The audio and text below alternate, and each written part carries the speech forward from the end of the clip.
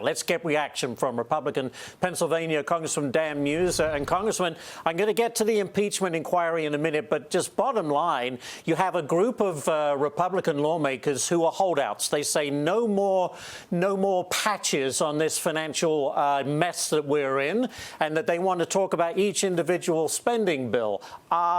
But how likely is that to be successful? Your thoughts on the Republicans just not being able to get their act together, as some would claim? Yeah. Well, Ashley, hey, great being with you. Yeah, certainly we have 6 or 7 holdouts on a stopgap bill, a partial type of CR.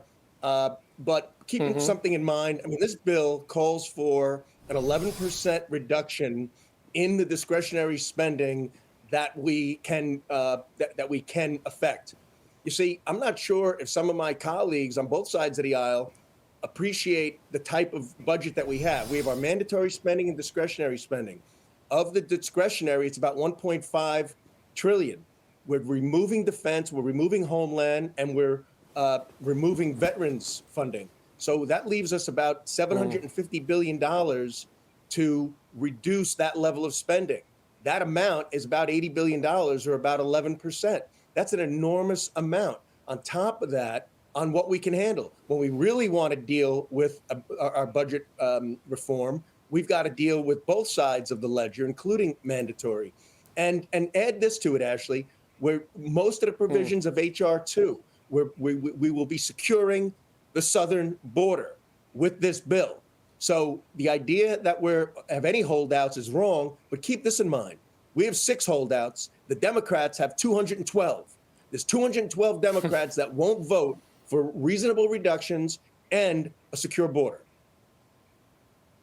But, you know, these holdouts say that Speaker McCarthy's gone back on his words and is not allowing, you know, discussion on all those spending bills in their entirety, as opposed to a CR, a patch. You know, to me, that doesn't seem like there's any ground that's going to be given here. In your opinion, do you think we are facing a shutdown? Well, you know, again, some of them are making good the enemy of perfect. Speaker McCarthy hasn't gone back on anything. We've had very, very candid and frank discussions in a very open, behind closed doors, but open among our Republican caucus. And we're now looking at a top line of 1.471, which was the fiscal year 22. He's relinquishing a lot. Even this $300 million I'm hearing is going to be perhaps pulled out of this stopgap, which is a more appropriate name for it, and be done on an amendment, which, by the way, I don't agree with, because that sends the wrong message to Putin. But and it's a little bit of a game. It's sausage making in order to pick up a couple of votes, which again, the leader has to do. But I will just add this. If we don't come to our senses, we are going to surrender control and our position to the Democrats, to the Senate, and we will suffer the consequences. More importantly, the American people will suffer the consequences. Very quickly, Congressman, you mentioned Putin. President Biden announcing a new $325 million aid package for Ukraine following President Zelensky's trip to both Washington and New York. What's your reaction on this latest round of aid? Well, Biden's proposal is a lot more. It's a $24 or $25 billion. And the problem is this. It is lopsided. The U.S. has put in $110 billion. The EU and UK and Japan of equal GDPs have put in to support the Ukraine about $35 billion.